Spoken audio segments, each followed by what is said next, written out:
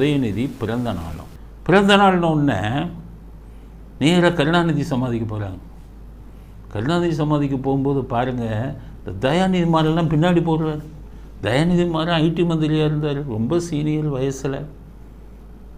அவங்க மாமான்னு தான் கூப்பிடுவாங்க. அவர் பின்னாடியே ஓடுறாரு. பெரிய விஐபி மாதிரி கருணாநிதி சமாதியில் போய் மாலை போடணும். ஸோ அதுக்கு தகுதியான ஆள் தான். கருணாநிதி சமாதிக்கு இவர் மாதிரி ஆளுங்க தான் மாலை போடணும், போட்டாங்க. ஆனால் அதுக்கு மேலே என்னென்னா, சமாதியில் மலர்களால் அலங்கரித்து எழுதியிருக்காங்க. என்னென்னா, நேருவுக்கு குழந்தைகள் தினம், இவருக்கு ராதாகிருஷ்ணனுக்கு ஆசிரியர் தினம். அது மாதிரி இன்றைக்கி உதயநிதிக்கு என்னமா மனிதநேய உதய நாள். உதயநிதி பிறந்தது மனிதநேய நாள்னு போடுறாங்க. இந்த இதை பாருங்கள், ஃபோட்டோ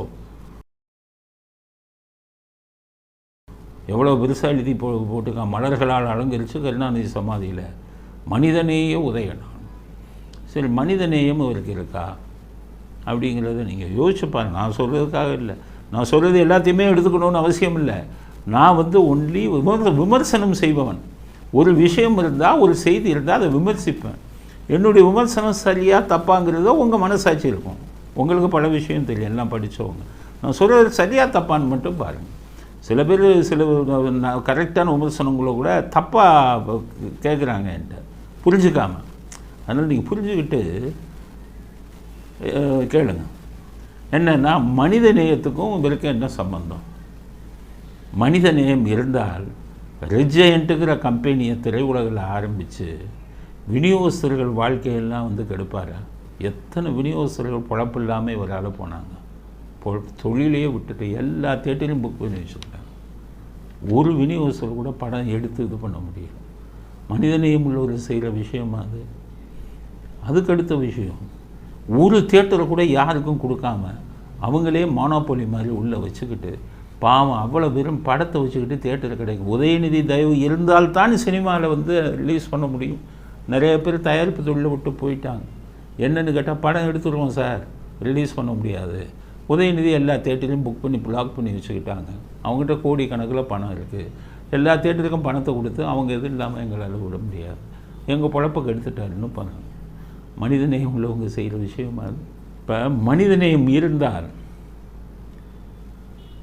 ஸ்ரீரெட்டிங்கிற சினிமா நடிகை சொன்னாங்க, ஏன்னா சினிமாவில் நடிக்கிறேன்னு சொல்லி ஏமாற்றி என்னுடன் உறவு வச்சுட்டாங்க அப்படின்னு சொல்லணும். அதை நான் வெளியில் சொல்லிட்டேன்னு சொல்லி என்னை ஆள் வச்சு மிரட்டினாங்க அப்படின்னு பேட்டி கொடுத்தாங்க. மனிதநேயம் இருக்கிறவங்க செய்கிற விஷயமா அது? ஆண்ட்ரியாங்கிற ஒரு நடிகை புஸ்தகமே எழுதியிருக்காங்க, இந்த சிகரெட்டால் உடம்புல சுட்டாங்க ஒரு பெரிய அரசியல்வாதியுடைய மகன் அப்படின்னு. மனிதநேயம் இருக்கிறவங்க சிகரெட்டை பெண்களை வச்சு சொல்ல முடியுமா? இப்போ மனிதநேய உதய நாள்னு சொல்கிறதுக்கு இவருக்கு பொருத்தமான விஷயமா? அடுத்து இன்னொரு பட்டம் வேறு கொடுத்துருக்காங்க அவருக்கு இன்றைக்கி பிறந்த நாளில். அதாவது உதயநிதி பிறந்த நாள் எளியோர் எழுச்சி நாள் அப்படின்னு அப்படி ஒரு பட்டம் கொடுத்துருக்காங்க.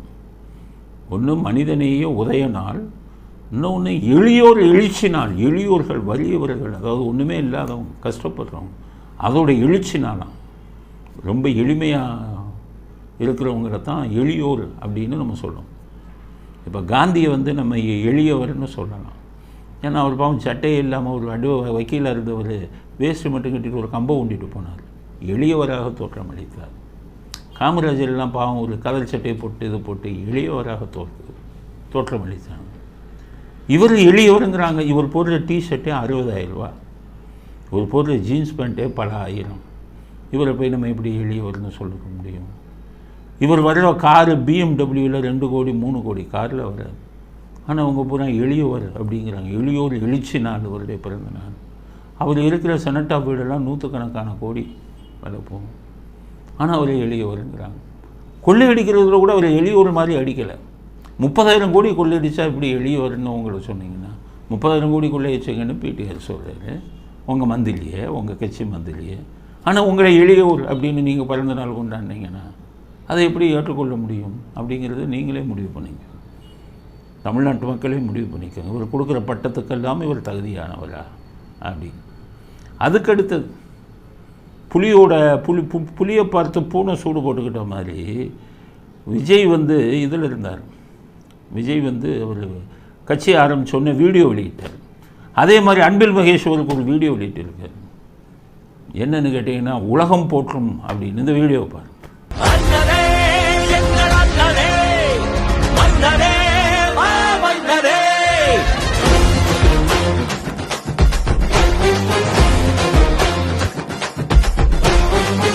தமிழனாய் சீறி பாய்ந்திடும் எங்கள் அண்ணன் உதயநிதியை உலக போற்றிடும்.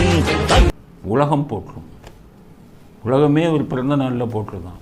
தமிழ்நாடு பூரா காரியத்து பூரா சனாதானம்னு சொன்ன உடனே இவர் ஃபோட்டோவை போட்டு ஒவ்வொரு ஆஃபீஸ்லேயும் ஒவ்வொரு அலுவலகத்தையும் போட்டு காலில் மிதிச்சுட்டு போகிறான். இந்தியா பூரா ஒவ்வொரு வயதுலேயும் வழக்கு போட்டான். இவர் அக்யூஸ்டு, இவர் குற்றவாளி எல்லா கோர்ட்லேயுமே. இவரே உலகம் போட்டுறதுன்னு அவர் நம்ம அன்பில் மகேஷ் இந்த வீடியோ போட்டு அந்த உதய் வந்து யானையில் வந்த மாதிரி அவர் கட்சி ஆரம்பிக்கும் போது வந்ததுனால இவரை குதிரையில் வர்ற மாதிரி காமிக்கிறாங்க. நல்ல வேலை குதிரைன்னு ஒத்துக்கிட்டாங்க, யானை இல்லைன்னு. அப்படி ஒரு வீடியோ போட்டு இந்த பிறந்த நாளில் எல்லாருக்கும் அதை அதுக்கடுத்தது வாழ்த்தில் சிறப்பான வாழ்த்து சொன்னவர் யாருன்னா நம்ம வைரமுத்து.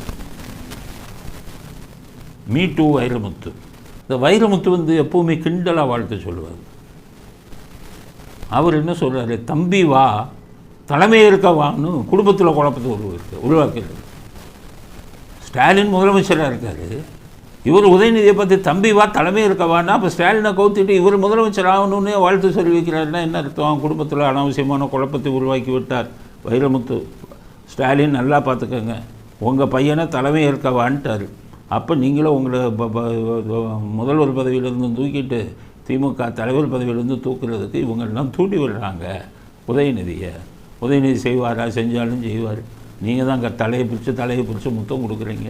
அவுரங்கசீப் கதையா ஷாஜகானை தூக்கி உள்ளே போட்ட மாதிரி, அவுரங்கசீப் மாதிரி இவர் உங்களை உள்ளே போட்டு இல்லை உங்களை கவுத்திட்டு முதலமைச்சராக வந்துடுவாரோ, அதுக்கு வந்து வைரமுத்து விதை போடுகிறாரோ அப்படிங்கிற சந்தேகம் எங்களுக்கு வருது.